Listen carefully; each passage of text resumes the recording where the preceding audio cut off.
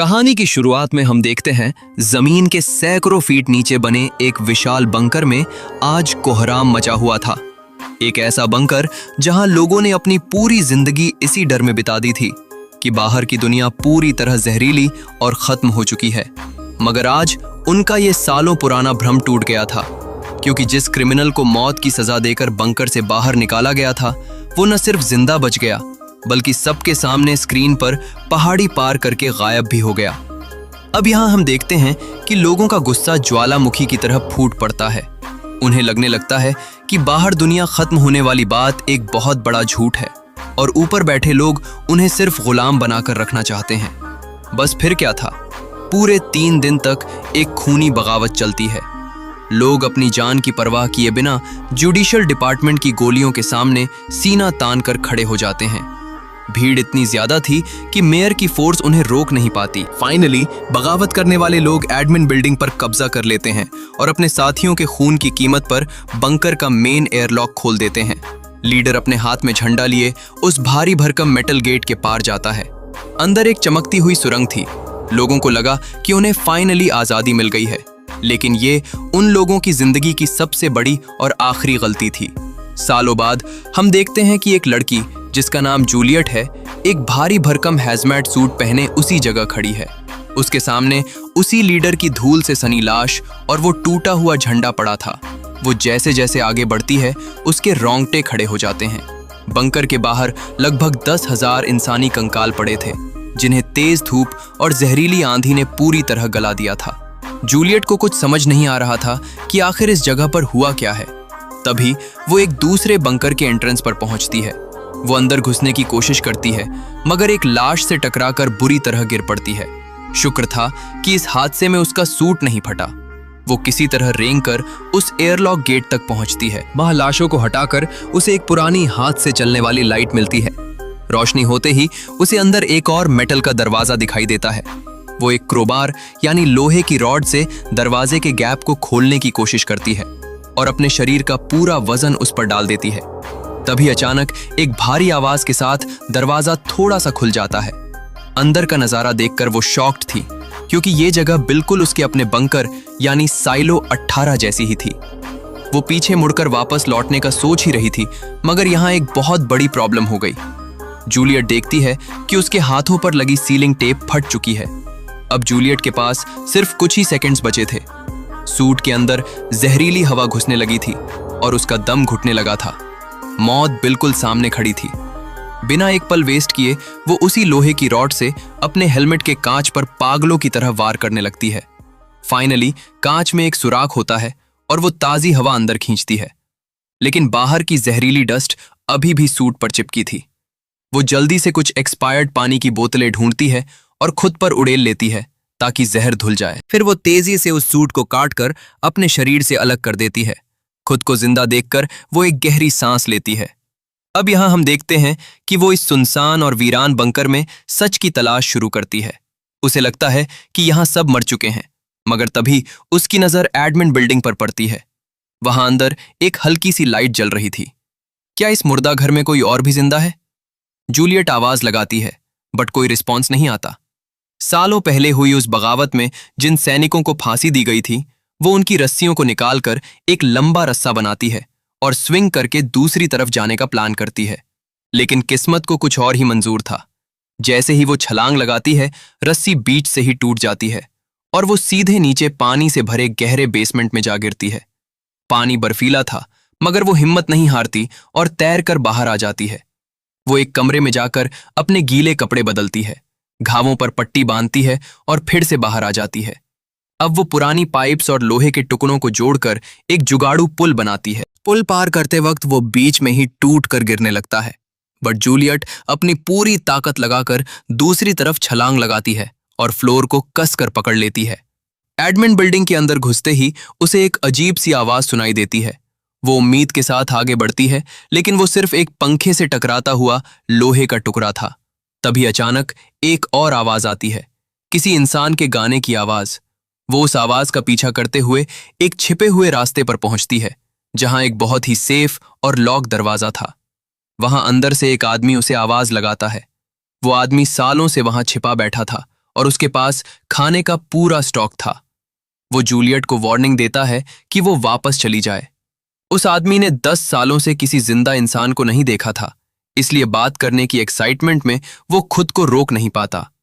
वो जूलियट को बताता है कि दुनिया में ऐसे टोटल 50 साइलो यानी बंकर हैं और ये 17 नंबर का साइलो उसी बगावत की वजह से तबाह हुआ था जब लोगों ने बाहर जाने के लिए दरवाजे खोल दिए थे। असलियत ये थी कि स्क्रीन पर दिखने वाला वो हरा भरा नजारा एक धोखा था। बाहर की दुनिया सच में तबाह हो चुकी है। गवर्नमेंट ये बात अच्छे से जानती थी कि इंसान की फितरत है शक करना, इसलिए उन्होंने एक बहुत ही डार्क और खतरनाक प्लान बनाया था। जो भी क्रिमिनल बाहर जाता था उसके हेलमेट की स्क्रीन पर एक खूबसूरत दुनिया की फेक वीडियो प्ले कर दी जाती थी। वो इंसान बाहर जाकर खुशी से कैमरे को साफ करता था ताकि अंदर वालों को भी वो दुनिया दिखे, लेकिन गवर्नमेंट उन्हें जो सूट देती थी वो जानबूझकर लीक बनाए जाते थे ताकि वो इंसान बाहर जाकर कैमरे के सामने ही तड़प कर मर जाए और अंदर के लोग डर के मारे कभी बाहर जाने की जिद न करें। जूलियट अपने सूट को खुद एक्स्ट्रा टेप से सील करके आई थी, इसलिए वो जिंदा बच गई। लेकिन अब एक ऐसा तूफान आने वाला था जो सब कुछ तबाह कर देता।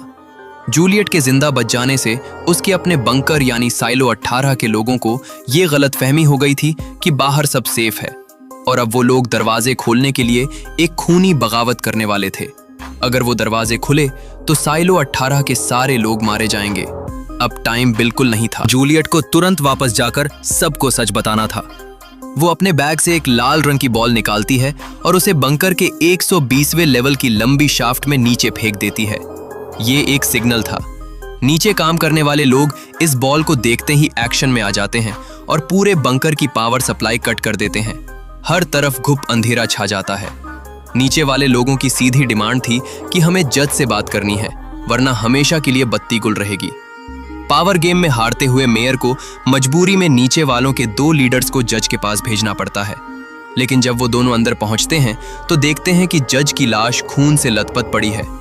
ये मेयर का एक बहुत ही घटिया ट्रैप था ताकि अपर लेवल और लोअर लेवल के बीच सिविल वॉर शुरू हो जाए।